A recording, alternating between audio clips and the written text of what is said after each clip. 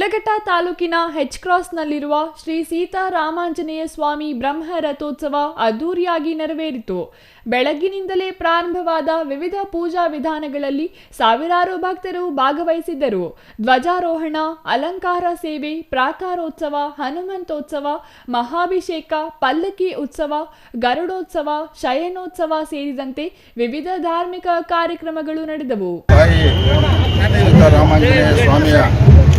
ಪಾದಗಳಿಗೆ ನಮಸ್ಕರಿಸ್ತಾ ಈ ದಿನ ನಮ್ಮ ಶಿಡ್ಲಘಟ್ಟ ವಿಧಾನಸಭಾ ಕ್ಷೇತ್ರದ ಹೆಚ್ ಕ್ರಾಸ್ ಗ್ರಾಮದಲ್ಲಿ ಶ್ರೀರಾಮಚಂದ್ರನ ರಥೋತ್ಸವ ಕಾರ್ಯಕ್ರಮಕ್ಕೆ ಬಂದಿರತಕ್ಕಂಥ ಎಲ್ಲ ಭಕ್ತಾದಿಗಳಿಗೂ ಭಗವಂತ ಒಳ್ಳೇದು ಮಾಡಲಿ ಅಂತ ಹೇಳ್ತಾ, ಇವತ್ತು ಈ ನಾಡಿನಲ್ಲಿ ಭಗವಂತನ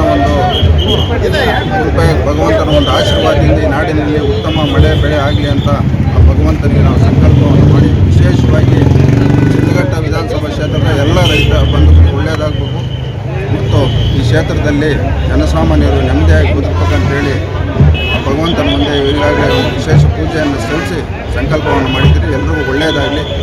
ಇದೇ ರೀತಿ ಧಾರ್ಮಿಕ ಕಾರ್ಯಕ್ರಮಗಳು ಇಡೀ ಕ್ಷೇತ್ರದಾದ್ಯಂತ ಚೆನ್ನಾಗಿ ನಡೆಯಲಿ ಅಂತ ಭಗವಂತನಲ್ಲಿ ನಾವು ಈಗ ಸಂಕಲ್ಪವನ್ನು ಮಾಡಿದರೆ ಎಲ್ಲರಿಗೂ ಒಳ್ಳೆಯದಾಗಲಿ ಅಂತೇಳಿ. ನಾನಾ ರಾಜ್ಯಗಳಿಂದ ಆಗಮಿಸಿದ್ದ ಭಕ್ತರು ರಥದ ಕಳಸಕ್ಕೆ ಬಾಳೆಹಣ್ಣು ಹಾಗೂ ಇತರೆ ಪ್ರಸಾದಗಳನ್ನು ಸಮರ್ಪಣೆ ಮಾಡಿ ತಮ್ಮ ಇಷ್ಟಾರ್ಥಗಳನ್ನು ಈಡೇರಿಸುವ ಪ್ರಾರ್ಥನೆ ಮಾಡಿದರು. ದೇವರ ಅಲಂಕಾರ ಭಕ್ತರನ್ನು ಮಂತ್ರ ಮುಗ್ಧರನ್ನಾಗಿಸಿತು.